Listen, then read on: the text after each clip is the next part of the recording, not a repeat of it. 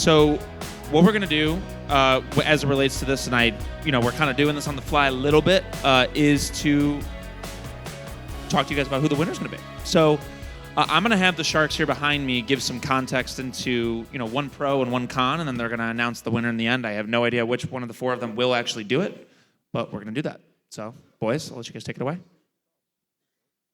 Yeah, do thoughts on each one? Yep. Yeah, so I'll start with dog drop because I told the room I wanted to invest.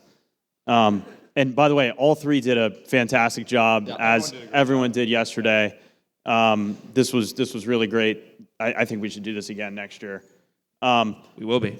So, Shayna, awesome job, really exciting. Your pitch is very polished and tight, and I laughed and told everyone on the stage that I felt like every other VC in Silicon Valley, yeah, let's go.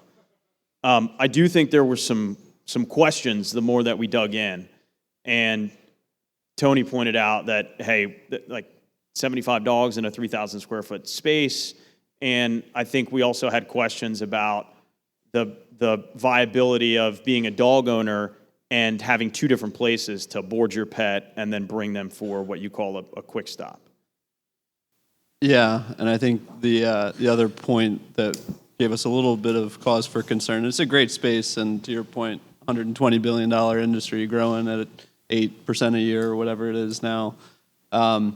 We worry that this is specific to certain demographics and certain markets, and maybe won't travel to scale, more broadly in kind of tier 2 and tier 3 markets.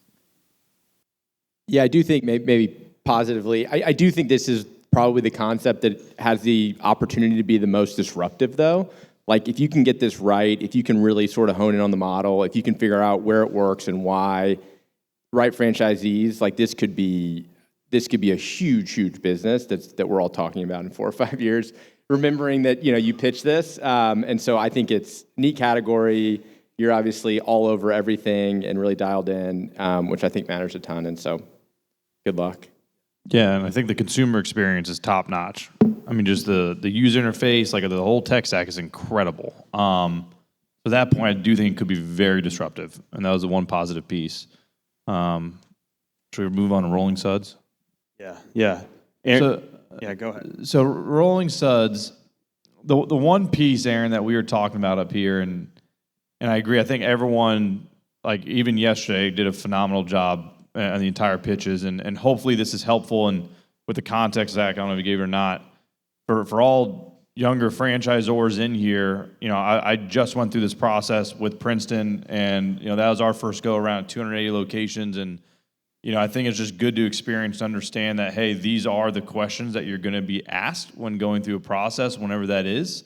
So if you're sitting in the crowd thinking, hey, I don't really know how I might answer that, then I think that's a good note to take back with you.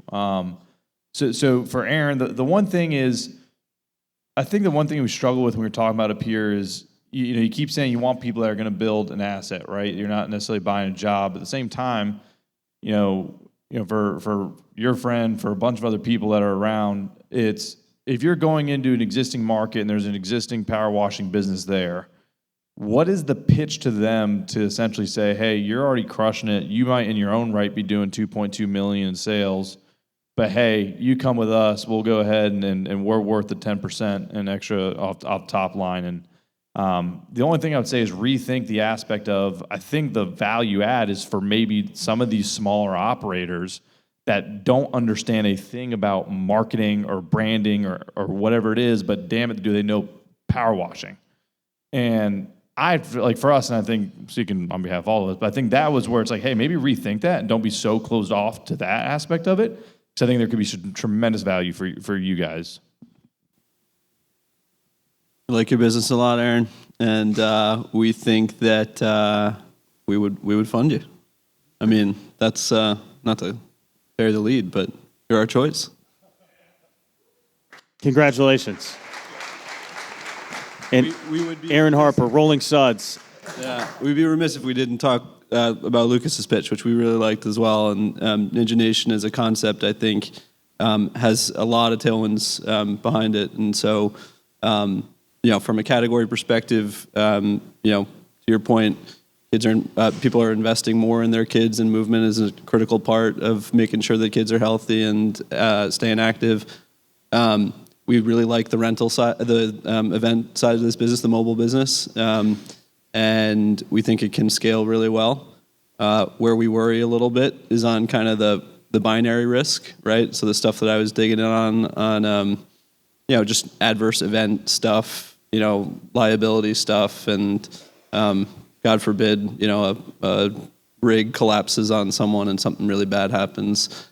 And that's hard to quantify from an investor perspective. How do you price that risk in? And I think that's the one thing that, would give us concern. Yeah, I think the other thing to think about, Lucas, is what happens in a macro backdrop that feels like a more traditional recession? Because it's a big ticket event. I mean, even if you're a church or a school, does some of that demand go away?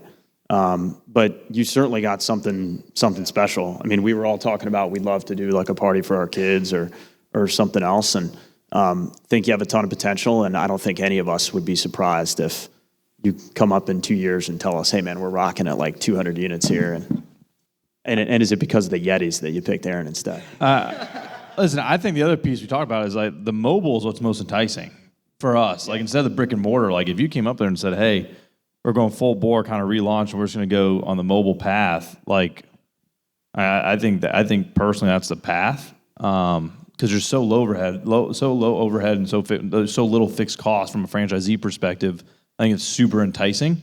So yeah, I loved it. I still want to try it and go on one. Great job, all three.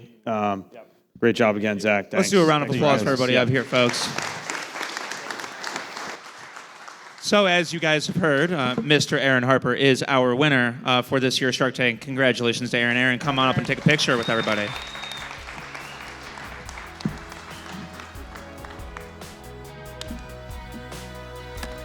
All right, so we'll do a quick picture, first and foremost, and then, as you guys are aware, Aaron has won 2 free tickets for Springboard. So, Aaron, congratulations.